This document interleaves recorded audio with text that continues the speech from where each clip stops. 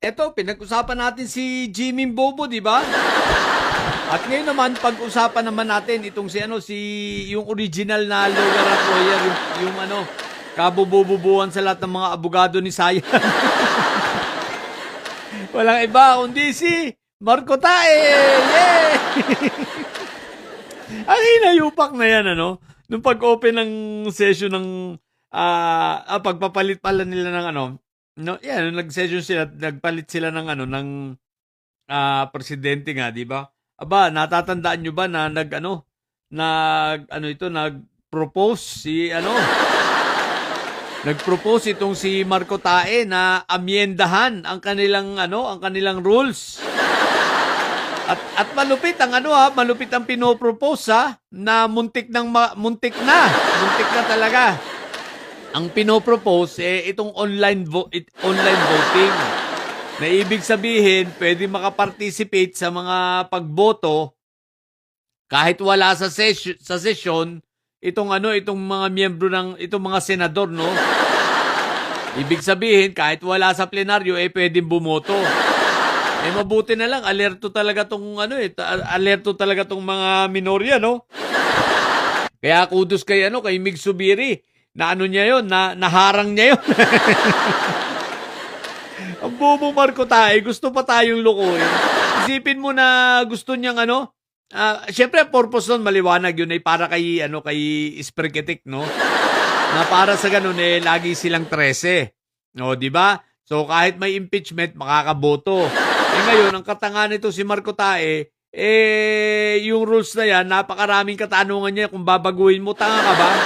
Isipin mo na paano kung halimbawa ang nandun lang sa Senado ay ang Senate President, lahat kayo ay wala, so pwede pa rin kayo mag-session? Dahil absentee voting, ganon? Or pwede kayong umattend dahil online? Diba? At makakaboto kayo dahil nandun, kahit isang Senate President lang ang nandun, diba? What the heck? Ang kabubuhan, diba? Ginagawa mong tamad ang mga senador Sa panukala mo yan isipin mo, kahit nasa ibang bansa kayo, makakaboto kayo.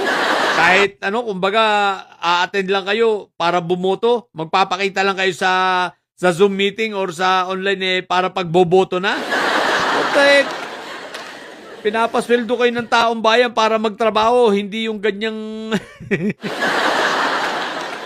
kalokohan nito, si Raulo talaga, no? Alam nyo guys, ano yan preparation nila yan kasi nga gusto nila pag dumating yung impeachment, itong si Esperketik ay makakaboto pa rin. Kagaguhan nito mga to. Alam nyo guys, sa totoo lang itong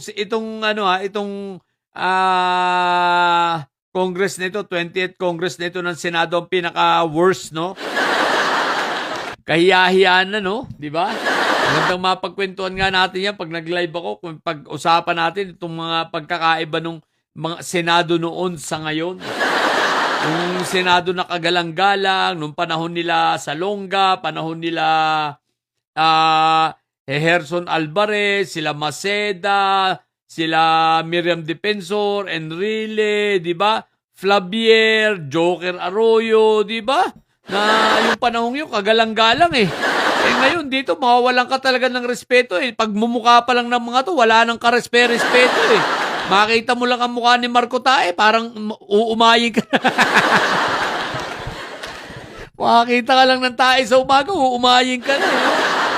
So, itong mga strategy ito ni Marco Tae, ginawa niya nung unang araw, yun nga, para lang ito akala niya makakalusot at muntik nilang gapangin. Buti na lang, alerto talaga itong mga nasa minorya, no? Lalo si Mig Subiri, kaya naharang.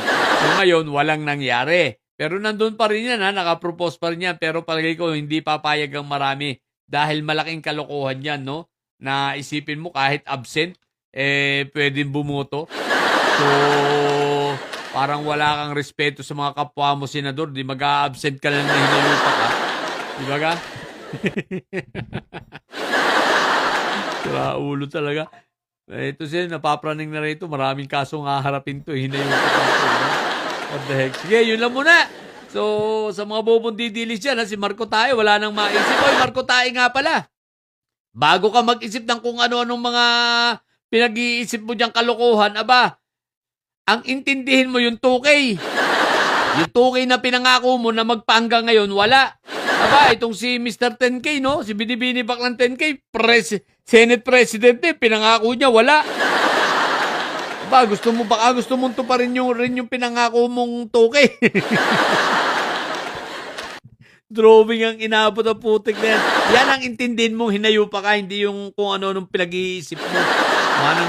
Mag-ama nga kayo.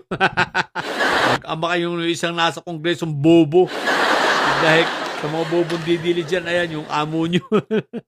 Bobo. Napili kayo mga bobong presensya pa may sa laging high blood. Bye!